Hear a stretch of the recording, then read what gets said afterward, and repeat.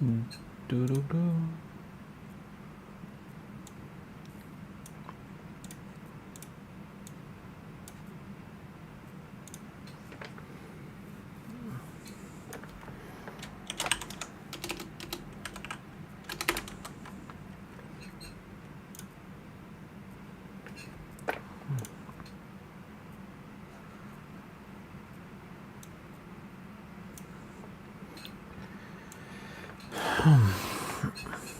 All right. Give it a minute.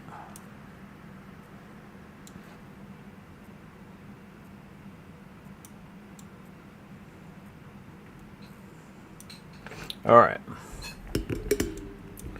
Boop. Boop. Boop. All right. Almost got all that.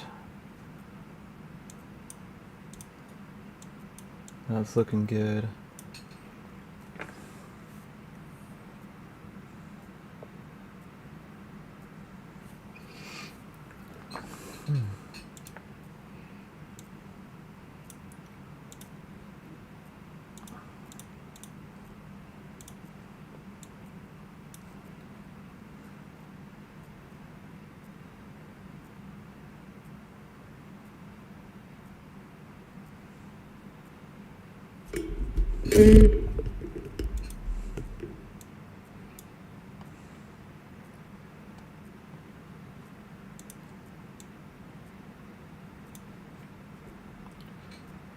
All right. Now that everything's all nice and set up, I'm going to do what I usually do on Tuesday nights, which is historical document night. It's historical document night. I know this does not sound very exciting, but I think it's important. And we're doing the Federalist Papers now on historical document night. These are the papers that were written by mainly Hamilton to explain why they wrote the Constitution in the way that they did, why they, did this article this way, why they wrote it down this way, like they chose this many senators, why they chose this many blah blah blah, etc., etc. And so right now we've gotten through most of these, but now we're on the judiciary. So we've done the executive, we've done the legislative. Hamilton's gone into insane detail about why they chose to set up the executive this way, why they chose to set up the legislative this way. So now we're deep into the judiciary, why they set up the Supreme Court the way they did. And this was in between. We had the Articles of Confederation, which was our first shot at government. It wasn't going too well.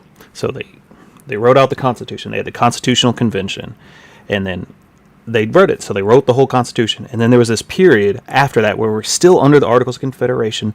The Constitution was written, but now we had to ratify it. So they wrote the Federalist Papers to try to go around convincing all the states to go, hey, this is a great idea. You should ratify it. This is why we're ratifying it. All right. And this is the Judiciary Department continued Alexander Hamilton. And Alexander Hamilton loves his all caps. You thought like all caps was like an internet meme. No, Hamilton was the originator of all caps when he wanted to make emphasis. Next to the permanency in office. So this is going to be about why Supreme Court justices have lifetime appointments. Nothing can contribute more to the independence of judges than a fixed provision for their support. The remark made in relation to the president is equally applicable here. In the general course of human nature, a power over a man's substance amounts to power over his will. And if we can never hope to see realized in practice the complete separation of the judicial from the legislative power. So, Hamilton really, really thought that the Supreme Court was going to be very separate from the legislative, that they were going to be a non-political entity. This didn't quite end up being the case, but this was the thought. in any system which leaves the former dependent for pecuniary resources on the occasional grants of the latter, the enlightened friends to good government in every state have seen cause to lament the want for precise and explicit precautions in the state constitutions on this head. Some of these indeed have declared permanent salaries should be established for the judges, that the experiment has in some instances shown that such expressions are not sufficiently definite to preclude legislative evasions. So they wanted to make sure that the legislature, if the legislature didn't like the judges, they couldn't fire them constitutionally, but they couldn't do things like cut all their pay. Something still more positive and unequivocal has been the evidence to be requisite. The plan of the convention accordingly has provided that judges of the United States shall at stated times receive for their services compensation which shall not be diminished in all caps, Hamilton loves his all caps, during their continuance in office.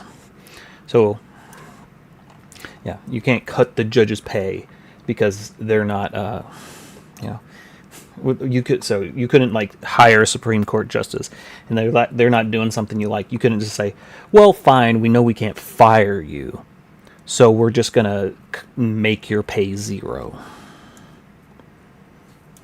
Either.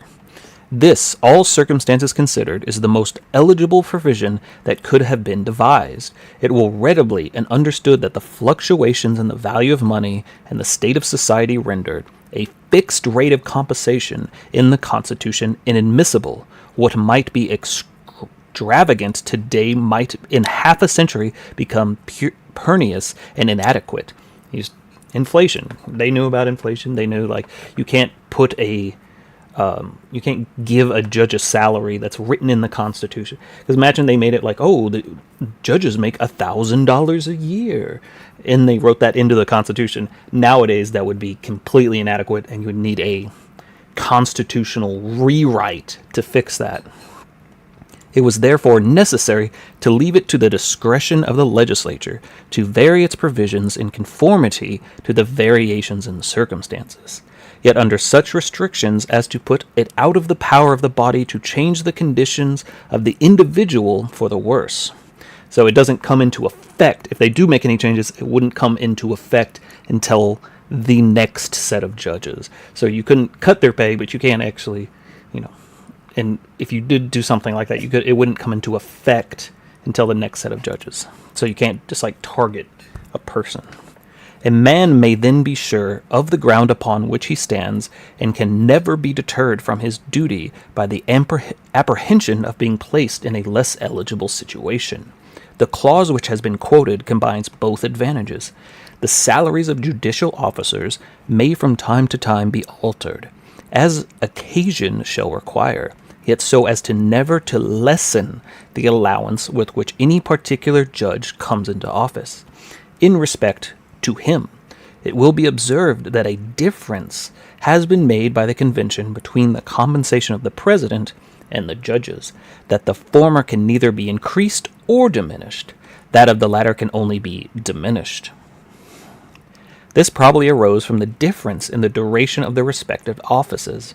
As the president is to be elected for no more than 4 years, it can rarely happen that an adequate salary fixed at commencement of that period will not continue to be such to its end. So we're not going to, unless you had 100% inflation for his 4 years, his salary is still going to be okay, whatever it was at the beginning of his term, at the end for the president, but that's not the case for the Supreme Court because they have lifetime appointments. But with regard to the judges, who, if they behave properly, will be secured in their places for life, it may well happen, especially in the early stages of government, that a stipend which would have been very sufficient at their first appointment would become too small in the progress of their service. So basically what we've been talking about.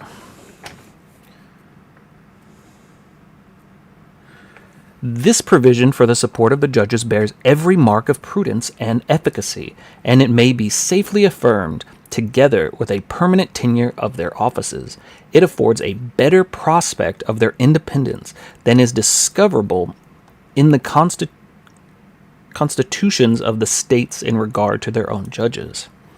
The precautions for this responsibility are comprised in the article respecting impeachments. They are liable to be impeached for malconduct by the House of Representatives and tried in the Senate, and if convicted, may be dismissed from office.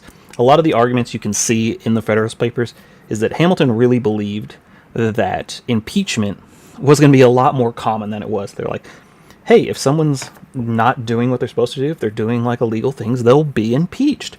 And he did not see this as this like radical act of like that we will like never do if something's going wrong. It's like, yeah, if something's doing illegal, they'll be impeached. He really thought that. It didn't turn out that way. And disqualified for holding any other. This is the only provision on the point which is consistent with the necessary independence of the judicial character. It is the only one which we find in our own Constitution in respect to our own judges. The want for a provision for removing the judges on account of inability has been a subject of complaint, but all considerate men will be sensible that such a provision would either not be practiced upon or would be more liable to abuse than calculated to answer any good purpose. The measuration of the facilities of the mind has, I believe, no place in the catalogue of known arts. An attempt to fix the boundary between the regions of ability and inability would much oftener give a scope to personal and party attachment and enmities than advance the interest of the justice or the public good. The result, except in the cases of insanity, must for the most part be arbitrary. And insanity without any formal or expressive provision may be safely pronounced to be the virtual disqualification. So you can't like disqualify judges because of what you think their state of mind is, and it makes an exception for insanity. The Constitution of New York can make a lot of comparisons to the state Constitution of New York because this is where he's writing the pamphlet in. This is where he was living, and this was like they thought if they could get New York to flip on the Constitution, a lot of the other New England states would follow suit. The Constitution of New York, to avoid investigations that must forever be vague and dangerous, has taken a particular age at the criterion of inability. No man can be a judge beyond 60. I believe there are few at present who do not disapprove of this provision. There is no station in relation to which it is less proper than that to be of a judge. The deliberating and comparing faculties generally preserve their strength much beyond the period of men who survive it. And when in addition to this circumstance we wonder how few there are who outlive the season of intellectual vigor, and how improbable it is that any considerable portion of the bench, whether more or less numerous, should be in such a situation at the same time. He's like, we're not going to have all old people on the Supreme Court at the same time. We don't really have to worry about that. Oh no, Hamilton, no! We shall be ready to conclude that the limitations of this sort have little to recommend them. In a republic where fortunes are not affluent and pensions not expedient, the dismission of men from station in which they have served their country long and usefully, on which they depend for subsistence, and from which it will be too late to resort to any other occupation for a livelihood, ought to have some better apology to humanity than it is to be found in the imaginary danger of superannuated bench. Okay. All right, that was actually a short one. 1 second. Send a text message.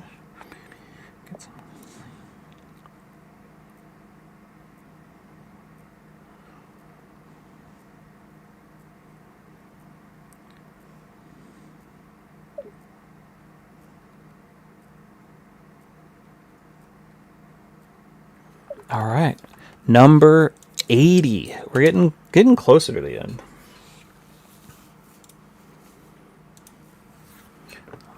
How many pages do I have? 35 pages left. Oh, doesn't sound like a lot, but it feels like a lot reading this aloud. 80s. The powers of the judiciary. Alexander Hamilton to the people of New York. Oh, he's starting off with all caps today. To judge with accuracy of the proper extent of the federal judiciary, it will be necessary to consider in the first place what are its proper objects. It seems scarcely to admit of controversy that the judiciary authority of the Union ought to extend to these several descriptions of cases. First, to all those who which arise out of the laws of the United States, passed in pursuance of their just and constitutional powers of legislation. Second, to all those which concern the execution of provisions expressly contained in the Articles of the Union. Third, to all those who which the United States are a party, so treaties. Fourth, all those who which involve the peace of the Confederacy, Articles of Confederacy, not the later Confederacy, which they relate to the intercourse between the United States and foreign nations, or that between the states themselves. Fifth, to all those who originate on the high seas and are of the admiralty and maritime jurisdiction. And lastly, to all those which the state tribunals cannot be supposed to be impartial or unbiased. All right, so they're getting like, when does the Supreme Court come in? The first point depends on the obvious consideration that there ought always to be a constitutional method of giving efficacy to constitutional provisions. What, for instance, would avail restrictions on the authority of the state legislatures, without some constitutional mode of enforcing their observance of them? The states, by the plan of the convention, are prohibited from doing a variety of things, some of which are incompatible with the interest of the Union, and the others with the principles of good government. The imposition of duties are on imported articles, and the emissions of paper money are specimens of each kind. No man of sense will believe that such prohibitions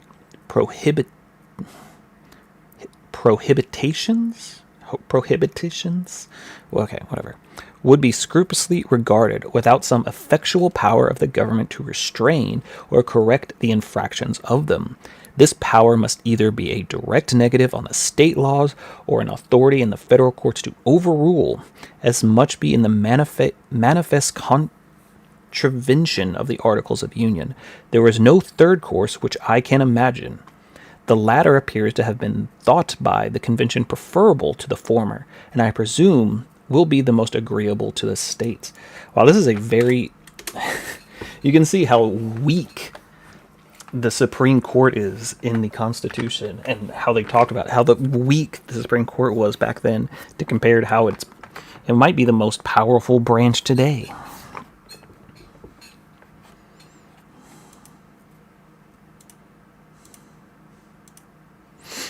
All right. As to the second point, it is impossible by any argument or comment to make it clearer that this is in itself, if there is such a thing as political axioms, the propriety of the judicial power of government, being coextensive with the legislature, might be ranked among the number. Their mere necessity of uniformity in the interpretation of the national laws decides the question. 13 independent courts of a final jurisdiction over the same cause, arising upon the same laws, is a hydra in government, which nothing but a contradiction and confusion can proceed. Yeah, just imagine if every state's Supreme Court was equal to each other, and you didn't have anything to, like, break this up or overrule. So imagine New York and Texas had to, like, their Supreme Courts had to just hopefully agree, which, probably would never, ever happen. Still, less need to be said in regard to the third point. Controversies between the nation and its members or citizens can only be properly referred to the national tribunals. Any other plan would be contrary to reason, to precedent, and to decorum. So you need the Supreme Court, like if a citizen wants to sue the United States as an entity, you would need something like a Supreme Court to oversee that. The fourth point rests on the planned proposition that the peace of a whole ought not to be left at the disposal of a part. The Union will undoubtedly be answerable to foreign powers for the conduct of its members, and the responsibility for an injury ought ever to be accomplished with the facility of preventing it. as the denial or perversion of justice by the sentences of courts, as well as any other manner, is with reason classed among the just causes of war, it will follow that the federal judiciary ought to have the cognizance of all causes in which the citizens of other countries are concurred. This is not less essential to the provision of the public faith than to the security of public tranquility. A distinction may perhaps be imagined between the cases arising upon treaties and the laws of nations, and those which may stand merely on the footing of municipal law. The former kind may be supposed proper for the federal jurisdiction, the latter for that of the states, but it is at least problematic whether an unjust sentence among a foreigner, where the subject of controversy was wholly relative to lex loci. Loci? I don't know this. This must be a legal term. The law of a country in which the transaction is performed, a tort is committed, or a property is situated. Okay, so the locality, loci, would not, if undressed, be aggression upon the sovereign, as well as one which violated the stipulations of treaty or the general law of nations. And a still greater objection to the distinction would result from the immense difficulty, if not impossibility, of a practical discrimination between the cases of one complexion and those of the other. So great a proportion of the cases in which foreigners are parties involve national questions, that it is by far most safe and most expedient to refer all those in which they are concerned to the national tribunals. All right, so you want to have the national courts dealing with disputes between your citizens and another country's citizens. You wouldn't want, like, your county jail dealing with that, because there's a lot more at stake. Okay. The power of determining causes between two states, between one state and the citizens of another, and between the citizens of different states, is perhaps not less essential to the peace of the Union than which has been examined. History gives us a horrid picture of the dissensions and private wars which distracted and desolated Germany prior to the institution of the imperial chamber by Maximilian, because Germany was a ton of little principalities, which were a country, but really were, like 100 different countries. And so all this infighting, they didn't have like a set rule really to take care of them, a really loose framework. So you want to have the federal court deciding cases that were between citizens of different states. Because, if like a Texas citizen and an Oklahoma citizen were suing each other, you wouldn't want a Texas court deciding this or an Oklahoma court deciding if this was something along those lines. Toward the close of the 15th century, and informs us at the same time of a vast influence of the institution in appeasing the disorders and establishing the tranquility of the empire. This was a court invested with the authority to decide all differences among the members of the Germanic body. A method of determining territorial disputes between the states under the authority of the federal head was not unattended to, even if the imperfect system by which they have hitherto been held together. But there are many other sources besides interfering claims of boundary from which the bickering and animosities may spring up among the members of the Union. It's actually a really interesting case between New Jersey and New York, fighting over all their little channel islands between them.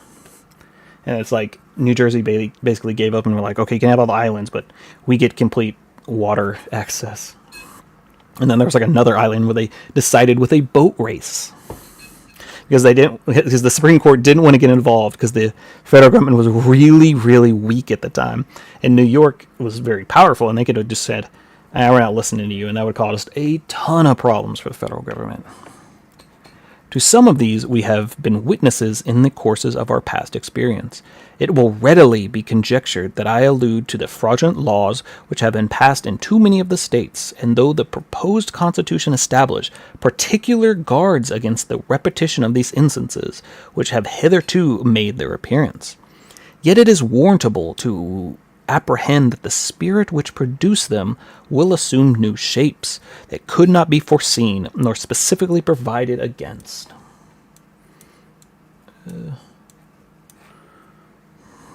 Whatever practices may have a tendency to disturb the harmony between states are proper objects of federal superintendence and control. It ought to be esteemed by the basis of the Union that the citizens of each state, and this is in quotation marks, I was probably quoting the Constitution, the citizens of each state shall be entitled to all the privileges and immunities of citizens of the several states. And if it's a just principle that every government ought to possess the means of executing its own provisions by its own authority, it will follow that in order for the inviolable maintenance of the equity of privileges and immunities to which the citizens of the Union will be entitled, the national judiciary ought to preside in all cases in which one state or its citizens are opposed to another state or its citizens, to secure the full effect so fundamental to a provision against all evasion and subterfuge. It is necessary that its construction should be committed to that of the tribunal, which have no local attachments, will be likely impartial between the two different states and their citizens, and which, owning its official existence to the Union, will never be likely to feel any bias inauspicious to the principles on which it is founded. All right, so kind of repeating again, you want this overarching body to take over disputes between the other lower bodies. You need you need a one singular final say when it's needed. The fifth point will demand little I do not know this word. Diversion? Jesus, come on. What is this word? That's not what I put. Criticism or censure. All right, the fifth point will demand little censure. The most bigoted idolizers of the state authority have... that's pretty rough language for Hamilton. The most bigoted idolizers of state authority have not thus far a disposition to deny the national judiciary the cognizances of maritime causes, and these so generally depend on the laws of nations, and so commonly affect the rights of foreigners, that they fall within the considerations which are relative to the public peace. The most important part of them are by the present confederation submitted to the federal jurisdiction. The reasonableness of the agency of the national courts in cases in which the state tribunals cannot be supposed to be impartial speaks for itself. No man ought certainly to be the judge in his own cause, or in any cause in respect to which he has the least interest or bias. This principle has no inconsiderable weight to the designation of the federal courts as the proper tribunals for the determination of controversies between states and their citizens, and it ought to have the same operation in regard to some cases between citizens of the same state. Claims to land under grants of different states, founded upon the adverse pretensions of boundary, are of this description. So, like, if two states have, like, competing claims on a piece of land, and, one of the states goes, here's a grant for that land, citizen, and, like, the other state's like, no, we're suing you. You would want a federal court to take care of that. The courts of neither of the granting states could be expected to be unbiased. Clearly, the laws may have been prejudiced. I've never seen prejudice edicted. The question and the tied to the courts down to decision in favor of the grants of the state to which they belong. And even where this has not been done, it would be natural that the judges as men should feel a strong predilection to the claims of their own government. Having thus laid down the disgust and the principles which ought to regulate the constitution of the federal judiciary, we will proceed to test by these principles the particular powers in which, according to their plan of convention, it has been composed. It is to comprehend all cases in law and equity arising under the Constitution, the laws of the United States, and treaties made or which shall be made under their authority, to all cases affecting ambassadors, public ministers, and consuls, to all cases of admiralty and maritime jurisdiction, to controversies in which the United States shall be party, to controversies between two or more states, between the state and citizens of another state. All right, so it's just relisting the bounds of the federal court. Between citizens of different state, between citizens of the same state claiming lands and grants of a different state, between a state or its citizens, therefore, of a foreign state, citizens and subjects, the constituents of an entire mass of the judicial authority of the Union. Let us now review in detail. It is, then, to extend. Okay, so he's going to recap again.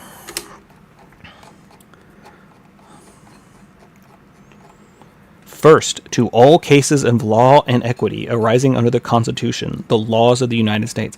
So, the Constitution, that's their first one. Anything law with the Constitution. Got it. This corresponds with the first two cases of causes which have been enumerated as proper for the jurisdiction of the United States. It has been asked, what is meant by the cases arising under the Constitution? In contradiction from these arising under the laws of the United States, the difference has already been explained. That's cocky. All the restrictions upon the authority of the state legislatures furnish examples of it.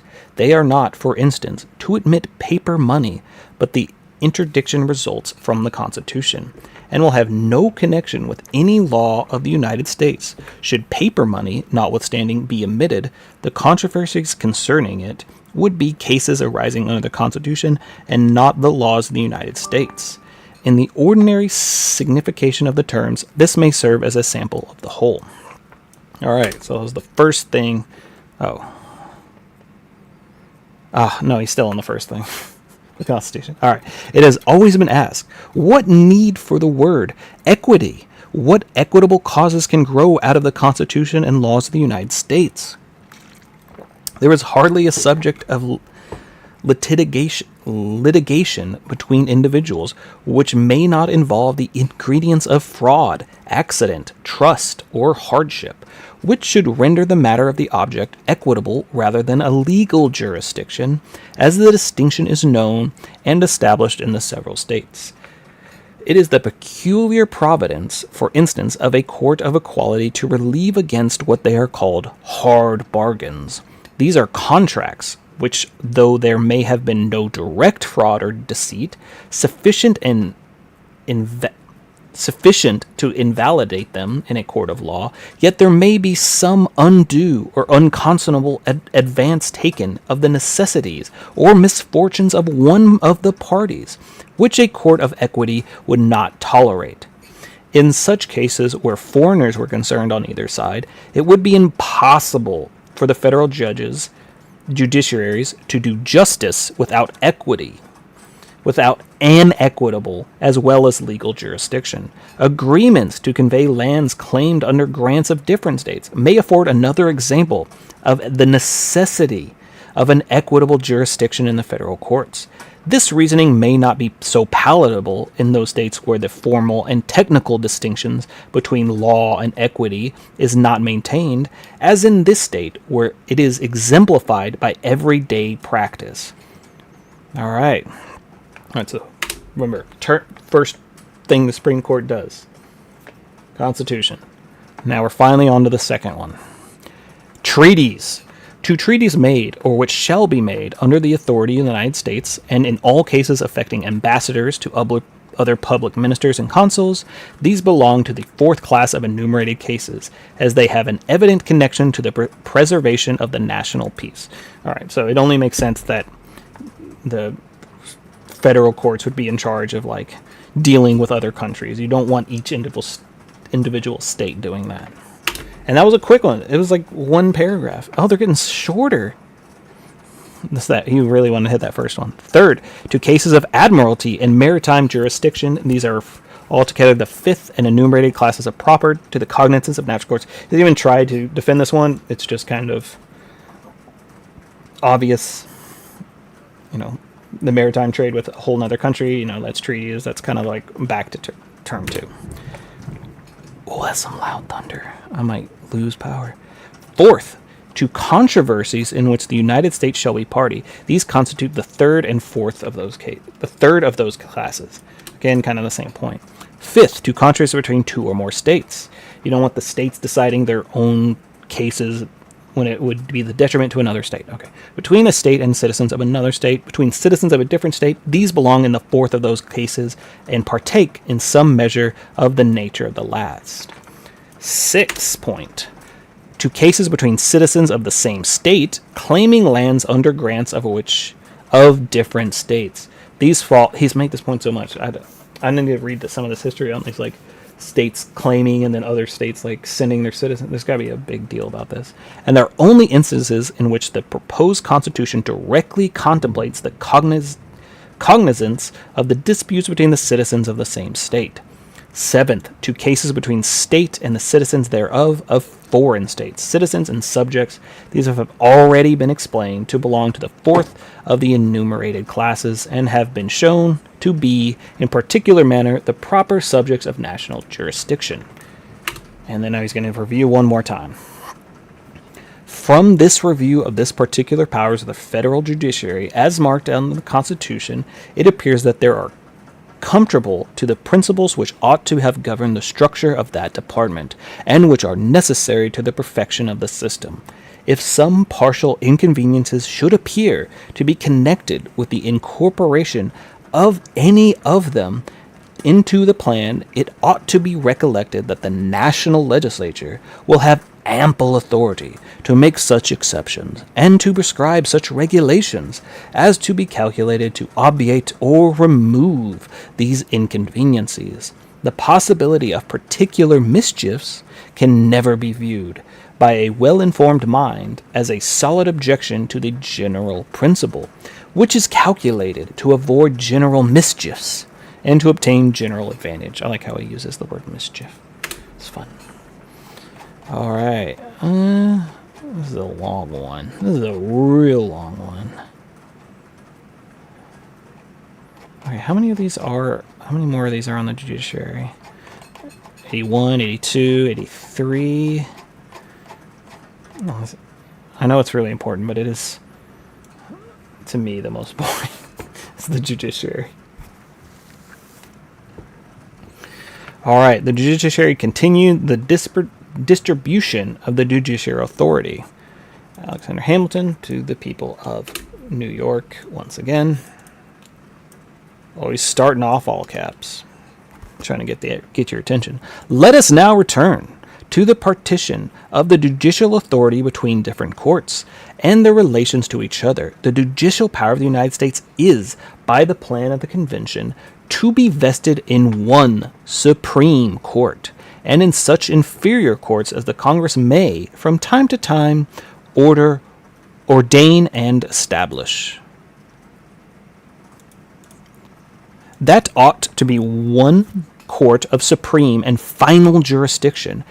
It is a proposition which is not likely to be contested. The reason for it has been assigned in another place, that you need a final arbiter, basically.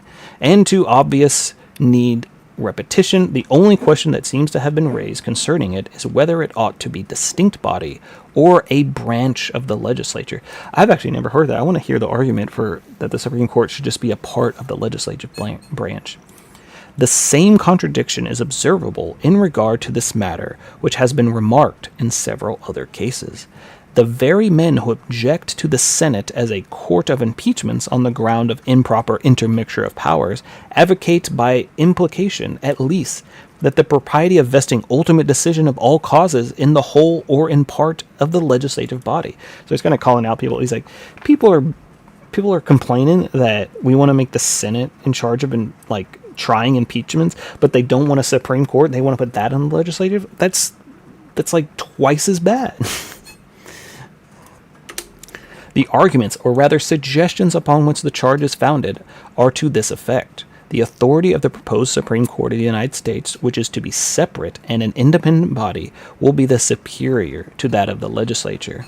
This power of constructing the laws according to the spirit of the Constitution will enable the court to mold them into whatever shape it may think proper, especially as decisions will not in any manner subject to the revision or correction of the legislative body. This is unprecedented, as it is dangerous. In Britain, the judicial power, in the last resort, resides in the House of Lords, which is a branch of the legislature, and this part of the British government has been imitated in the Senate constitutions in general, the Parliament of Great Britain and its legislatures of several states can at a time rectify by law the exceptional decisions of their respective courts. But the errors and usurpations of the Supreme Court of the United States will be uncontrollable and remediless. This, upon examination, will be found to be made up altogether false, reasoning upon the misconceived fact. All right, so here's what he's saying. A lot of people are saying this court's going to be way too powerful, and they were kind of right. In the first place, there is not a syllable in the plan under the consideration which directly empowers the national courts to construe the laws according to the spirit of the Constitution, or which gives them any greater latitude in the respect than may be claimed by the courts of every state. I admit, however, the Constitution ought to be standard of construction for the laws, and that wherever there is an evident opposition, the laws ought to give the place to the Constitution. But this doctrine is not deducible from any circumstance particular to the plan of the Convention, but from the general theory of limited constitution, and as far as it is true, is equably applicable to most, if not all, the state governments. There can be no objection, therefore, on this account, to the federal judiciary, which it will not lie against the local judiciaries in general, and which will not serve to condemn every constitution that attempts to set bounds on the legislative discretion. Well, let me see how many pages this is. It's starting to rain really hard. Oh, it's actually not long. I take that back. Like 5 pages. I'm worried I'm gonna...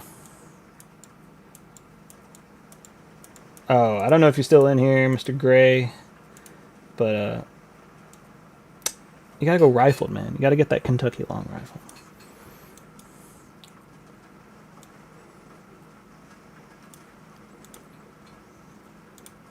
All right. But perhaps the force of the objection may be thought of to consist of the particular organizations of the Supreme Court. It is being composed of a distinct body of magistrates instead of being of one of the branches of the legislature, as the government of Great Britain and that of the state. To insist upon this point, the authors of the objection must renounce the meaning they have labored to annex the celebrated maxim. Requiring a separation of the departments of power, it shall nevertheless be conceded to them agreeably to the interpretation given to that maxim in the course of these papers, that it is not violated by the vested of the ultimate power of judging in a part of the legislative body, but though this may be an absolute violation of that excellent rule, yet it verges so nearly upon it as this account alone to be less eligible than the mode preferred by this convention. From a body which has a particular agency in passing bad laws, we could rarely expect the disposition to temper and moderate them in the application. The same spirit which has operated in making them would be too apt in interpreting them. Still less could be expected that men who have infringed the Constitution in their character of legislatures would be disposed to repair the breach in their character of judges. Nor is this all. Every reason which recommends the tenure of good behavior for judicial officers, militaries against placing the judicial power in the last resort in a body composed of men chosen for a limited period. There is an absurdity in referring to the determination of causes in the first instances, to judges of permanent standing in the last, to those of temporary and mutable constitution, and there is still greater absurdity in subjugating the decisions of men selected for their knowledge of the laws, acquiring by long and laborious study, to the revision of the control of men who, for want of the same advantage, cannot be deficient in that knowledge. The members of the legislature who rarely be chosen with the view of those qualifications which fit men for their stations of judges, and as on this account there will be a great reason to apprehend all the ill consequences of defective information, so on account of the national propensity of such bodies to the private party divisions, there will be no less reason to fear the presidential pestilential breath of the faction may poison the fountains of justice, the habit of being continually marshaled on the opposite sides will be too apt to stifle the voice of both law and equality. These considerations teach us to applaud the wisdom of those states who have committed to judicial power in the last resort, not to the part of the legislature, but to a distinct and independent bodies of men, contrary to the supposition of those who have represented the plan of the convention in this respect, as novel and unprecedented. So he's like, all these people are calling this novel and unprecedented? BS. All the states that are doing the best have it. It is but a copy of the constitutions of New Hampshire, Massachusetts, Pennsylvania, Delaware, Maryland, Virginia, North Carolina, South Carolina, and Georgia. And the preference which has been given to those models is highly to be commended. Like, he's like, look, over half the states have this model. And they like it. It works. Stop complaining. It is not true, in the second place, that the Parliament of Great Britain or the legislatures of a particular state can rectify the exceptional decisions of their respective courts in any other sense than might be done by a future legislature of the United States. The theory neither of the British nor the state constitution authorized the revisal of judicial sentences by a legislative act, nor is there anything in the proposed constitution more than in either of them by which it is forbidden, in the former as well as the latter. The impropriety of the thing on the general principles of law and reason is the sole obstacle. A legislature, without exceeding providence, cannot reverse a determination once made in a particular case. Though it may be prescribed a new rule for future cases, this is the principle, and it applies to all the consequences, exactly in the same manner and extent, to the state governments, as to the national government now under consideration. Not the least difference can be pointed out in any view on the subject.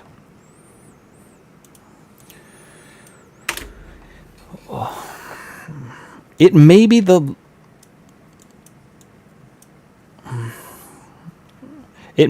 last place to be observed that the supposed danger of the judiciary encroachment on the legislative authority, which has been upon many occasions said again, is in reality a phantom. Particular misconstructions and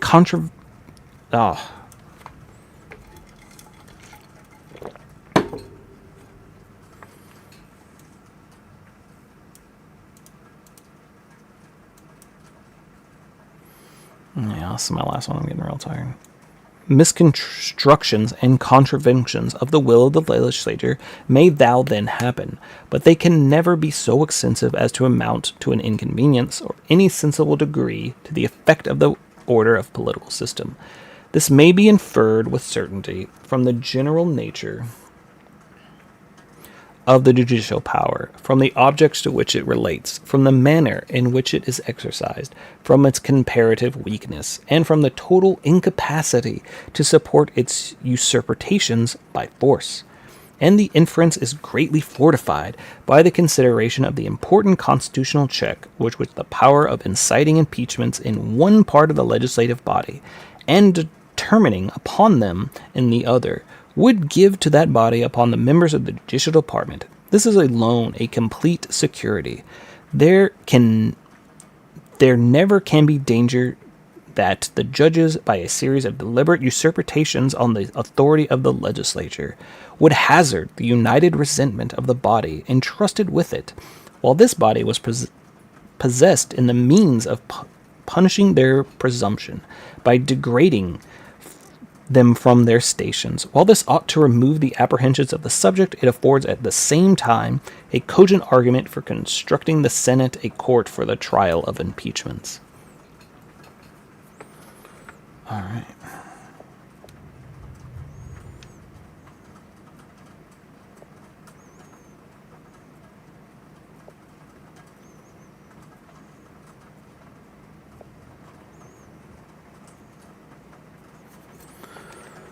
Having now examined, and I trust removed the objections to the distinct and independent organization of the Supreme Court, I proceed to consider the propriety of the power constituting an inferior court, and the relations to which the subsistent between these and the former. The power of constituting inferior courts is evidently calculated to obviate the necessity of having recourse to the Supreme Court in every case of federal cognizance. It is intended to enable the national government to institute or authorize in each state or district of the United States a tribunal competent to the determination of matters of national jurisdiction and limits.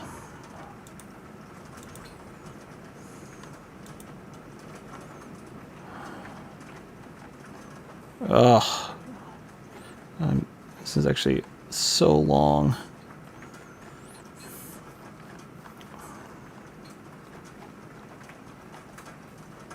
But why, is it asked, might not the same purpose have been accomplished by the instrumentally of the state courts?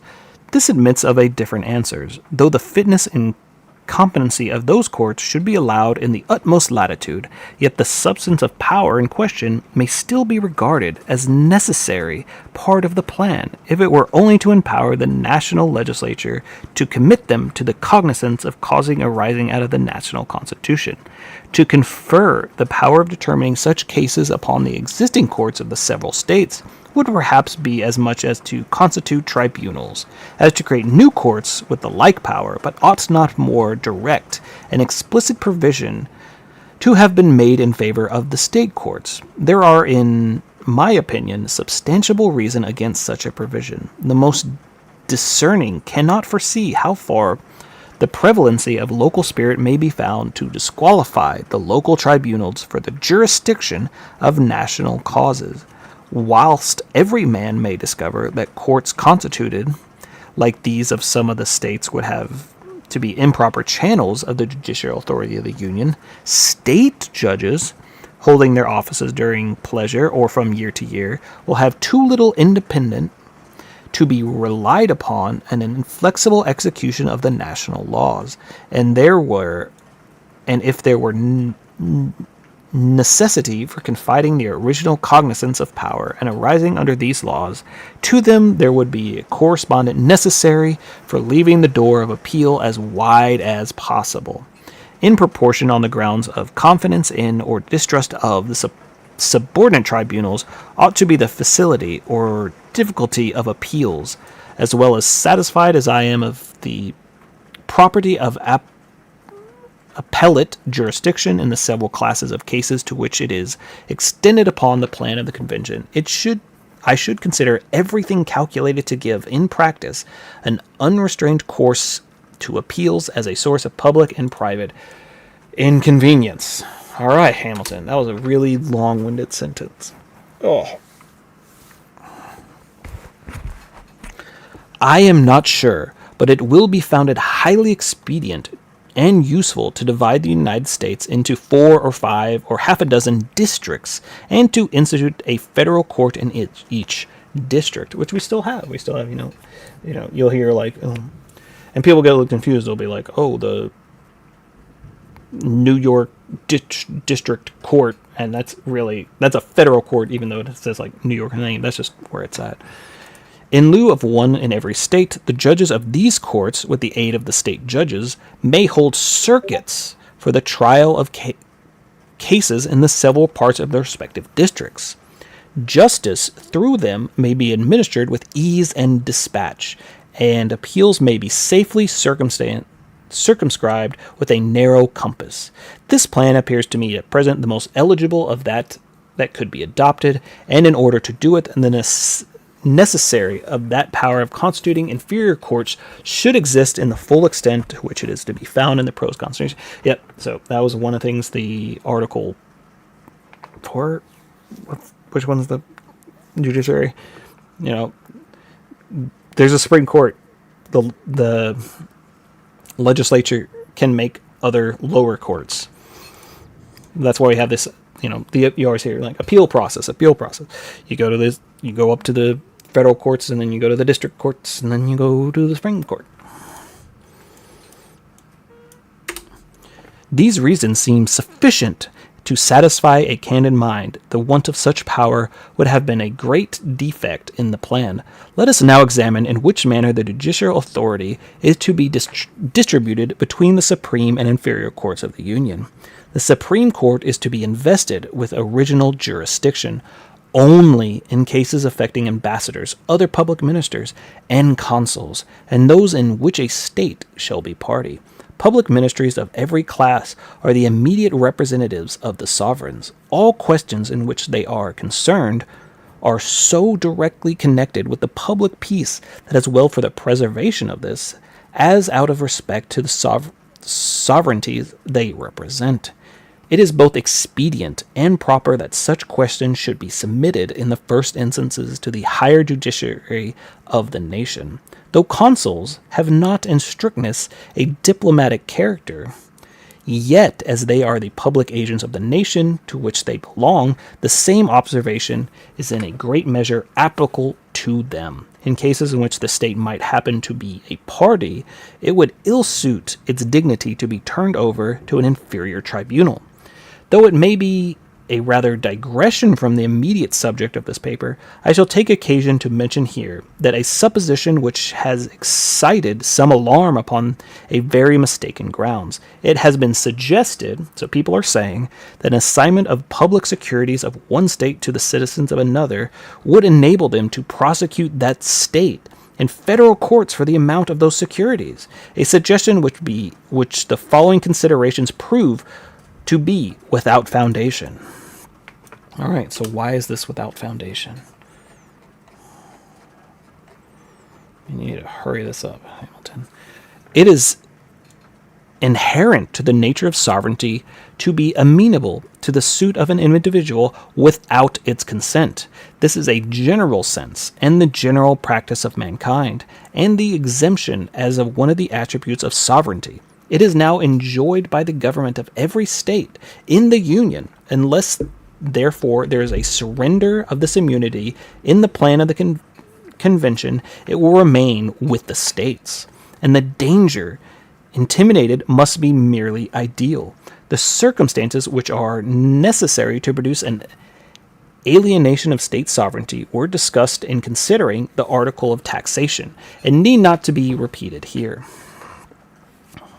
A recurrence to the principles that were established will satisfy us, and there is no color to pretend that the state governments would, by the adoption of that plan, be divested in the privilege of paying their own debts in their own way, free from every constraint, but that which flows from the obligations of good faith. The contracts between a nation and individuals are the only binding on the conscience of the sovereign, and have no pretensions to the compulsive force. They confer no right of action independent of the sovereign will. To what purpose would it be to authorize suits against the states for debts they owe? How could recoveries be enforced? It is evident it could not be done without raging war against the contradicting state, and to ascribe to the federal courts by mere implication and its destruction of pre-existing right of the state governments, a power which would involve such consequences would be altogether forced and unwarrantable. And he's like, all right, that's a stupid argument. Look how dumb it is. Let us resume the train of our observations. We have seen that the original jurisdictions of the Supreme Court would be confined in two cases of causes, and those of a nature rarely to occur in other cases of federal cognizance. The original jurisdiction would be appertain to the inferior tribunals, and the Supreme Court would have nothing more than an appellate jurisdiction, with such exceptions as under the regulations of Congress. It's like, all right, the Supreme Court's not even have jurisdiction over these blah, blah, blah, these certain things. So we don't have to worry about that. The propriety of this appellate jurisdiction has been scarcely called into question in regard to the matters of law, but the claimers have been loud against it and have applied to matters of fact. Some well-intentioned men in this state, deriving their notions from the language and forms which obtain in our courts, have been induced to consider it a implied Superseder? Okay, let's Google. I need your help again. Is the natural process where honeybee colony replaces old, sick, or underperforming queen with new, young.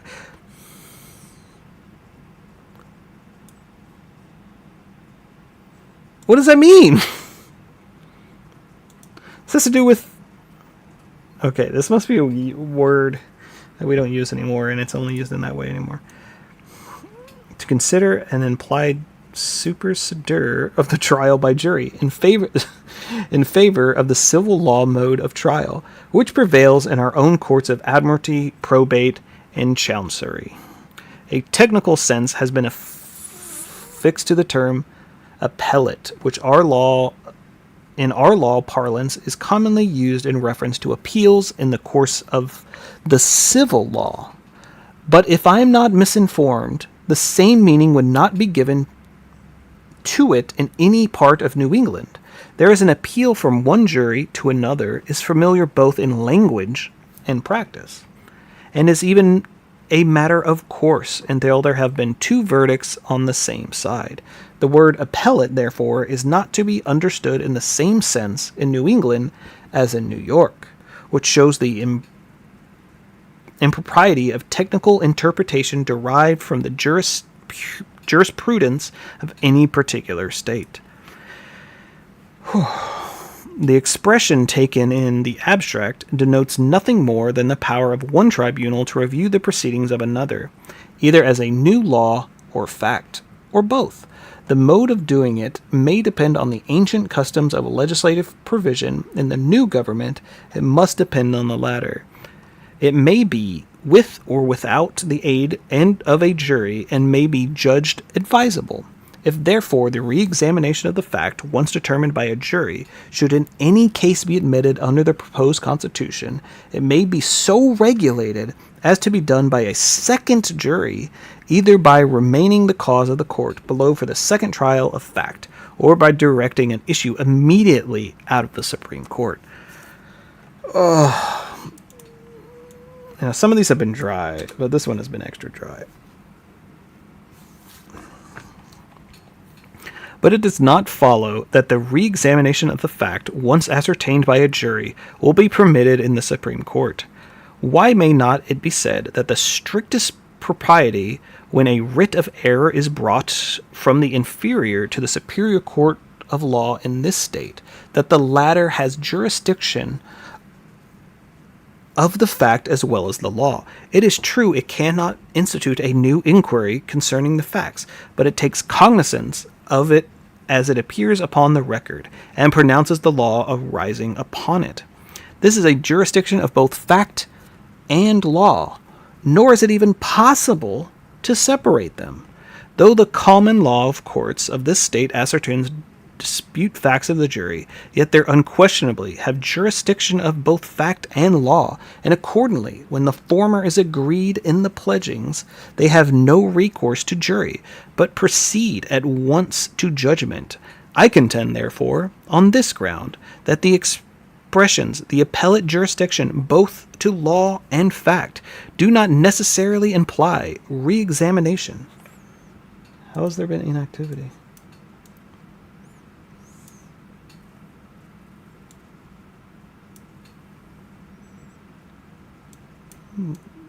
Lion app. But it doesn't. I totally lost my freaking place. But it does not follow the re-examination of a fact once ascertained by a jury but permitted by the Supreme Court. It may not be said that the strictest propriety, when the writ of error is brought from an inferior to a superior court of the law in this state, that the latter has jurisdiction of the fact as well as the law. It is true it cannot institute a new inquiry concerning the fact, but it takes cognizance of it as it appears upon the record, and pronounces the law arising upon it. This is jurisdiction of both fact and law, nor is it even possible to separate them. Though the common law of courts of this state ascertain disputed facts by the jury, yet they unquestionably have jurisdiction of both fact and law. And accordingly, When the former is agreed in the pleadings, they have no recourse to jury, but proceed at once to judgment. I contend, therefore, on this ground, that the expressions appellate jurisdiction, both as law and fact, do not necessarily imply a re-examination in the Supreme Court of facts, decided by juries in the inferior courts. The following train of ideas may be well imagined to have influenced the convention in relation to this particular provision. The appellate jurisdiction of the Supreme Court, it may have been argued, will extend to all cases determinable in different modes, some in the course of the common law, others in the course of the civil law. In the former, the revision of law only will be, generally speaking, the proper providence of the Supreme Court. In the latter, the re-examination of the fact is agreeable to usage, and in some cases, of which prize cases are an example, might be essential to the preservation of the public peace. It is therefore necessary that the appellate jurisdiction should, in certain cases, extend in the broadest sense to matters of fact. It will not answer to make an expression to express exception of cases which shall have been originated, tried by a jury, because in the courts of some of the states, all cases are tried in this mode, and such an exception would preclude the revision of the matter of facts, as well as where it might be proper, as well it might be improper. To avoid all inconveniencies, it will be safest to declare generally that the Supreme Court shall possess appellate jurisdiction, both to law and fact, that the jurisdiction shall be subject to such exceptions as the regulations of the national legislature may prescribe. This will enable the government to modify in such a manner as well as to best answer the ends of public justice and security. This view of the matter, at any rate, puts it out of doubt of the supposed abolition of trial by jury.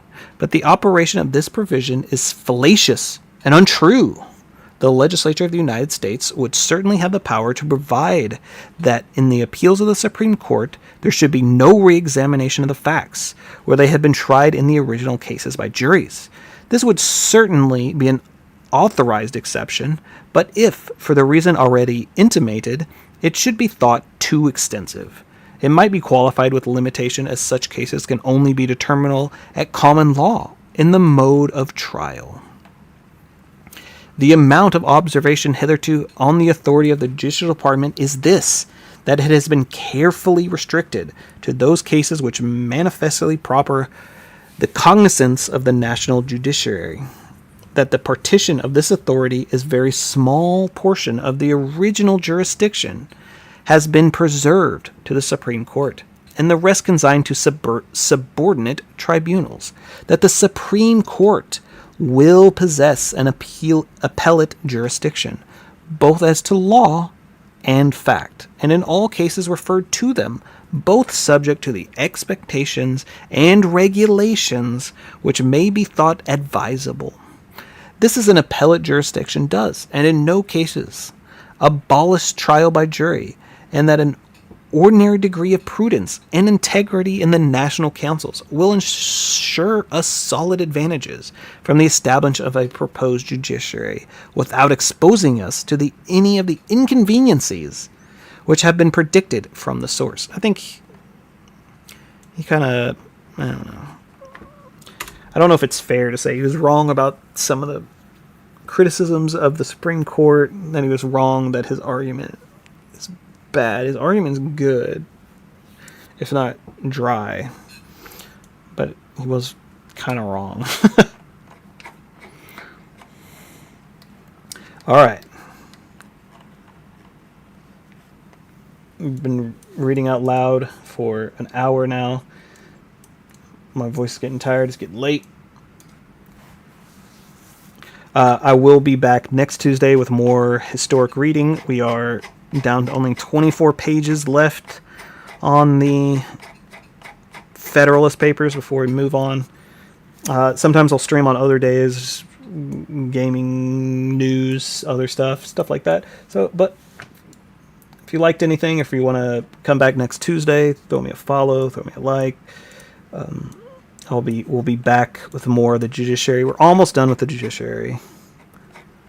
A few more pamphlets on the judiciary. And then I don't know what he's going to end with. He's pretty much gone through the whole Constitution, the last part of the Constitution. Maybe some miscellaneous stuff. But anyway, I'd appreciate a like or a follow. Hope everyone has a good night. I will be back next week. Maybe earlier.